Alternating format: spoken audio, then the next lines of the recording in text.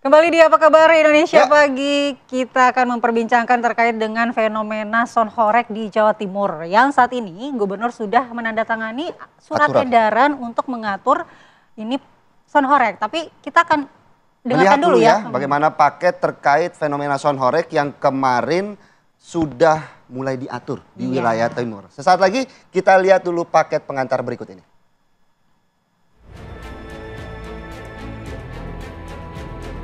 Musik dengan suara keras hingga menggelegar atau biasa dikenal dengan sebutan sound horeg terus menuai pro kontra. Kemunculan sound horeg yang awalnya sebagai hiburan di wilayah Jawa Timur dan Jawa Tengah seiring waktu menimbulkan permasalahan.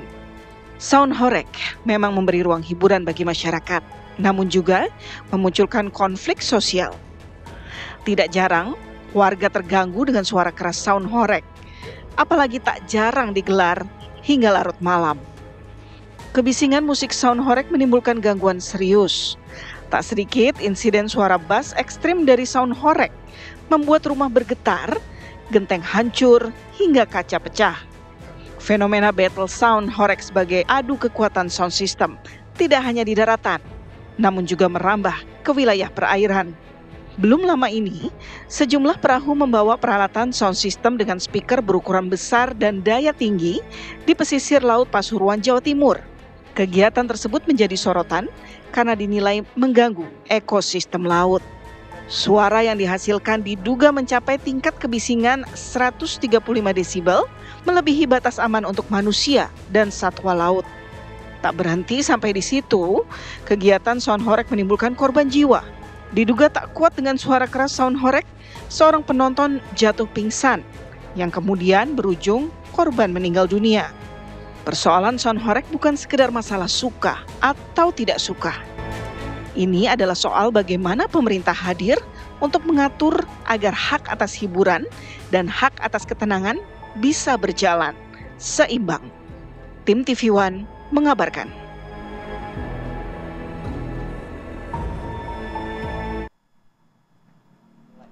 Ya pemirsa, kita akan perbincangkan Ya. bagaimana kemudian aturan sound horeg ini yang sudah ditandatangani oleh Gubernur Jawa Timur. Apakah ini akan memberikan ketertiban, Betul sekali. akan memberikan juga rasa aman, tapi apakah juga ada rasa keadilan bagi para pengusaha sound horeg nih.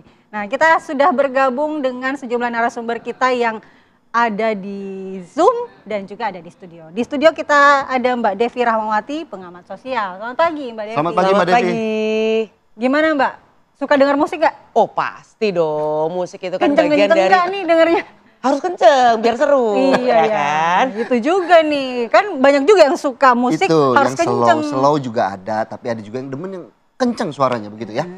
Tapi kita juga akan menyapa Tersambung dulu, ya iya. dengan sambungan Zoom sudah ada Ada- Muzahidin selaku pengusaha sound horeg atau biasa dipanggil Mas Bre. Selamat pagi Mas Bre.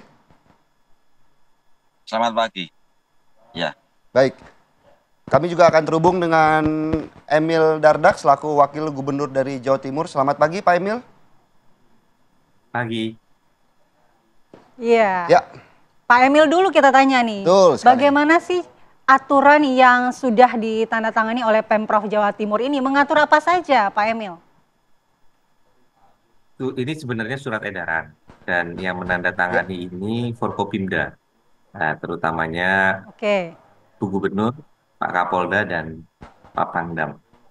Jadi surat edaran ini merajut ya peraturan-peraturan yang sudah ada ke dalam sebuah surat edaran sehingga lebih memudahkan bagi masyarakat maupun juga seluruh pihak terkait untuk memahami aturan yang sudah ada dari sananya dalam kaitan dengan kegiatan yang menggunakan pengeras suara.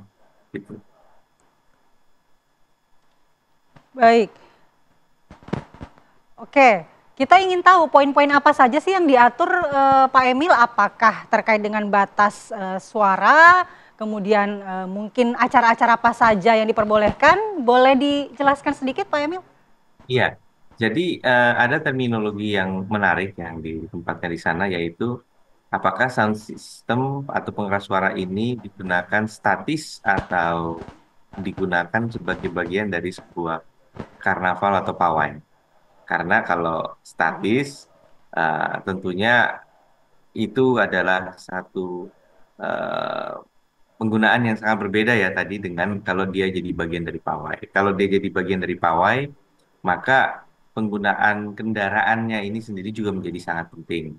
Sehingga harus ada kepatuhan terhadap aturan-aturan mengenai penggunaan kendaraan di jalan.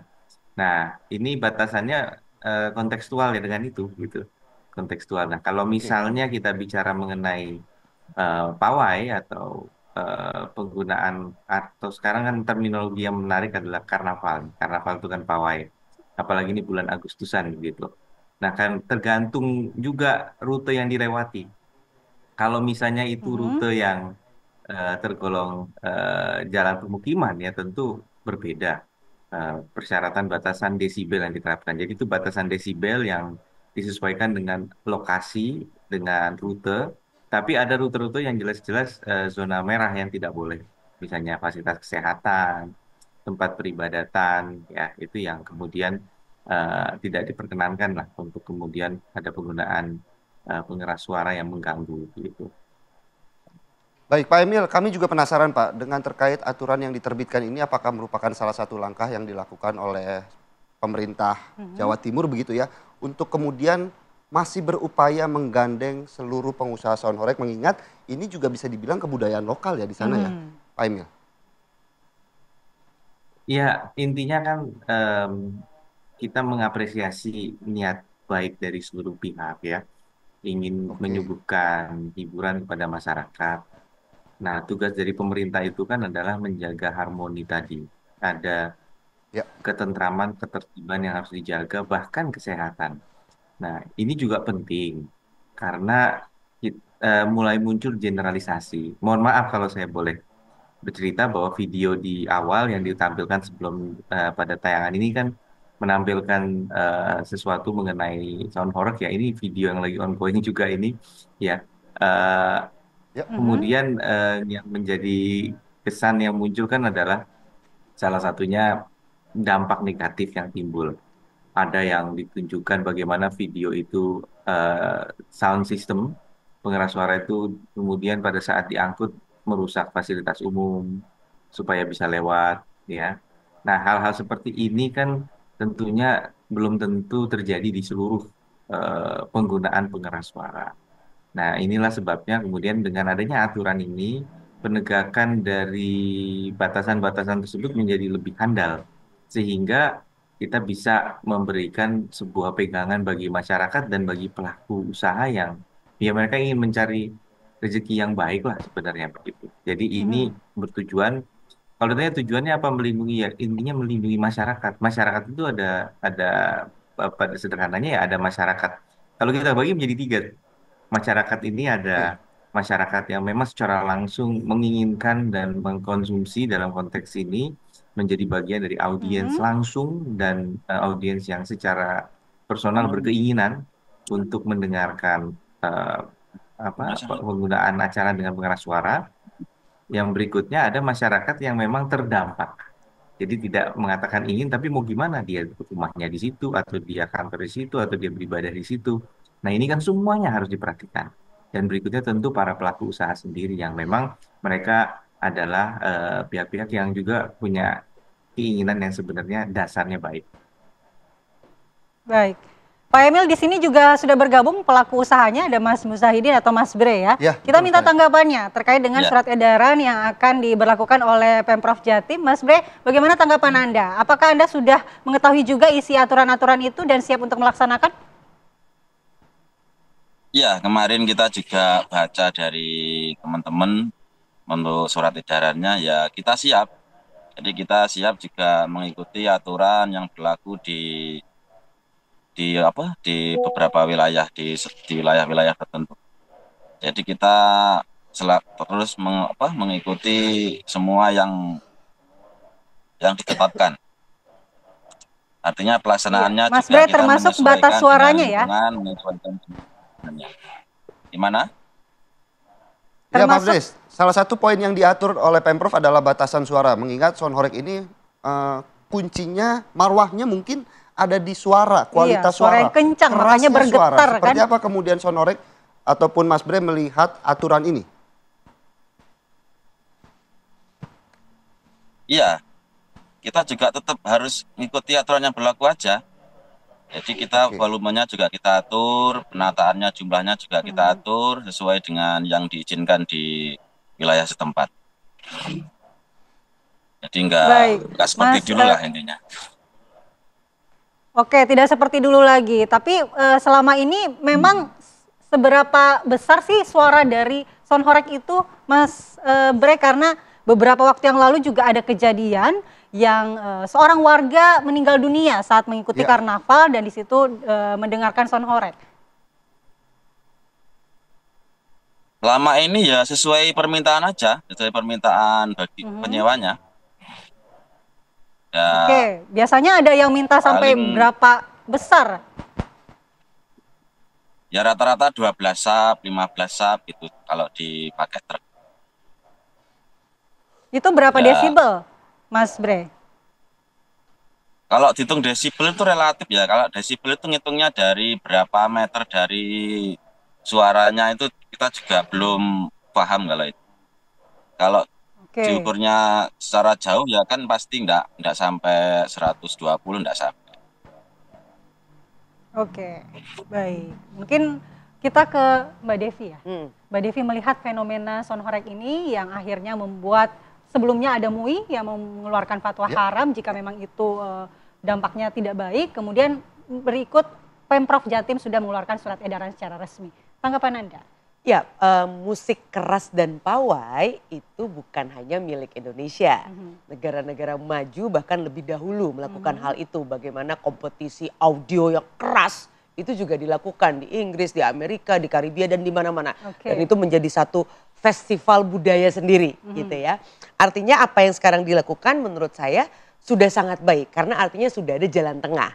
Yang kita yang kurang pas itu kan kalau melarang tanpa memahami ataupun membiarkan tanpa mengatur. Ini kan sekarang justru kita berada di jalan tengah yang bijaksana dan bijaksini. Satu, Bijaksana, bijaksana. kebebasannya diperoleh karena artinya tetap boleh kok, bukannya nggak boleh gitu ya. Tapi kemudian keteraturan juga dijaga. Artinya tempatnya dipilihkan, jamnya juga disesuaikan, sehingga masyarakat yang juga punya hak untuk memperoleh ketenangan bisa jalan terus, masyarakat yang mencari hiburan juga bisa gas. Nah kan ini yang menjadi satu hal yang menurut hemat saya menjadi satu peluang yang baik secara ekonomi tidak terganggu. Masyarakat yang mohon maaf ini kan menjadi bagian dari hiburan sederhana yang bisa diperoleh oleh masyarakat dari kalangan menengah ke bawah. Artinya kita jangan cerabut kebahagiaan itu, tapi juga ada masyarakat yang memang membutuhkan ketenangan. Nah, aturan-aturan yang ada ini menjadi satu hal yang serius diperhatikan juga karena toh saya yakin tidak ada satupun niat pemerintah daerah untuk kemudian menutup keran-keran ekonomi. Ini kan menjadi satu peluang sendiri gitu ya. Dan ini kalau misalnya dikelola serius, ini bisa menjadi wisata internasional juga karena kan ini juga melibatkan kreativitas baru dengan model yang baru yang berbeda dari negara-negara lain. Ya, menurut Mbak Devi ini sebenarnya kalau sudah melihat beberapa waktu terakhir mengenai fenomena sound horeg ini, Anda melihat dampak negatifnya minim atau seperti apa? Begini, dampak negatifnya kalau tidak ada kontrol. Ini kan ibarat api ya. Api kalau tidak dikelola bisa membakar, tapi kalau dikelola bisa menghangatkan. Nah, artinya bagaimana yang juga menarik adalah ketika dalam pelaksanaannya itu kemudian mulai mendobrak norma yang ada. Mohon maaf, penggunaan alkohol misalnya.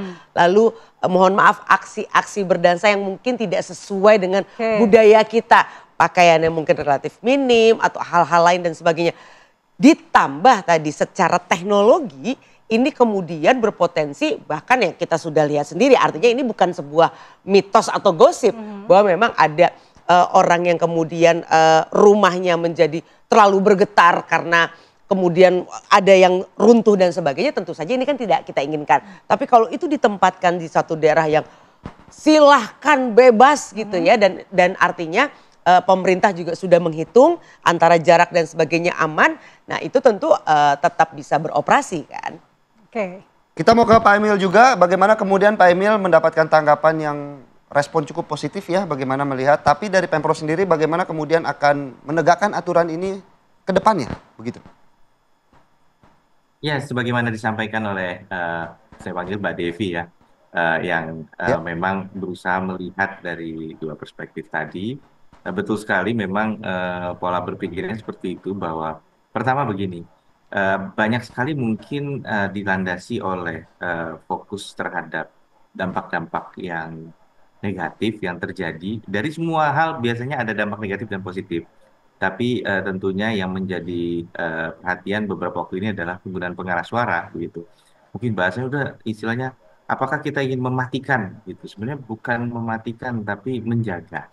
Menjaga. Nah, mungkin pelaksanaan di lapangan memang lebih sederhana. Kalau boleh ya boleh sekalian, kalau enggak sekalian gitu. Los sekalian atau dimatiin. Jadi memang penegakan aturan di lapangan betul sekali ini menjadi penting. Tadi Mas Brewok ya menyampaikan ini ukur desibel dari sebelah mana. Betul, kalau diukurnya orang kan dengerin nggak langsung ditempel kupingnya ke speaker, apalagi speaker segede gitu gitu. Jadi ada standarisasi sebenarnya bagaimana mengukur. Sebenarnya juga contohnya saya kemarin ada di perjalanan terus lewat hajatan. Terus di hajatan itu ada penggunaan pengeras suara yang kemudian kerasa sampai di mobil yang saya lewati juga saya di dalam kerasa gitu. Terus saya tanya sama teman saya, tim saya di mobil. Ini kategorisasinya apa? Sound system apa? Apa yang sering disamain horor atau bukan? Atau juga ya Pak. Nah kalau buka sebenarnya yang bukan konsep dengan style horror juga ya ada keras juga ya ternyata ya gitu. Jadi sebenarnya eh, ini kita tidak ingin kemudian terkotak-kotak dan parsial dalam menyelesaikan permasalahan. Jadi penggunaan pengeras suara ini bahkan kita bahas juga untuk demo misalnya. Demo baik-baik Ya. saja menggunakan pengeras suara, tapi sekarang kadang-kadang demo juga dibarengi dengan penggunaan pengeras suara yang luar biasa jumlah speakernya misalnya, dan itu juga bukan untuk membatasi aspirasi masyarakat, bukan bebas lah masyarakat boleh, tapi dalam konteks ini hati-hati kalau lewat rumah warga maksudnya jangan sampai kemudian warga juga terdampak. Jadi tidak secara parsial kita bicara pengeras suara secara holistik semua. Jadi kadang-kadang ada yang memang misalnya model seperti Mas Bro tadi juga saya senang Mbak Devi bicara mengenai karnaval, karena karnaval ini ada di Inggris, ada di Brazil, ada. Nah, mereka biasanya mobil itu kan dihias. Nah, dihias. Nah, saya melihat kreativitas teman-teman kan menghias mobil dengan lighting yang menarik, ya, menggunakan lighting, menggunakan coloring yang menarik, gitu ya. Nah, sehingga tinggal bagaimana kita mencari sebuah titik tengah yang pas. Kami tergolong optimis. Tentu sesuatu yang berusaha untuk menyelesaikan masalah tidak langsung mulus di depan. Akan ada proses-prosesnya, tapi ini kami yakini, kami cukup optimis kita bisa mencari titik temu dalam pelaksanaan di lapangan yang sesuai dengan aturan, tapi masyarakat tetap terhibur. Baik, nanti kita juga ingin tanya Pak Emil, apakah nanti aturan ini akan ditegakkan dengan pengawasan dari Satpol PP misalnya, Betul sekali. tapi kita jeda terlebih dahulu di Apa Kabar Indonesia Pagi.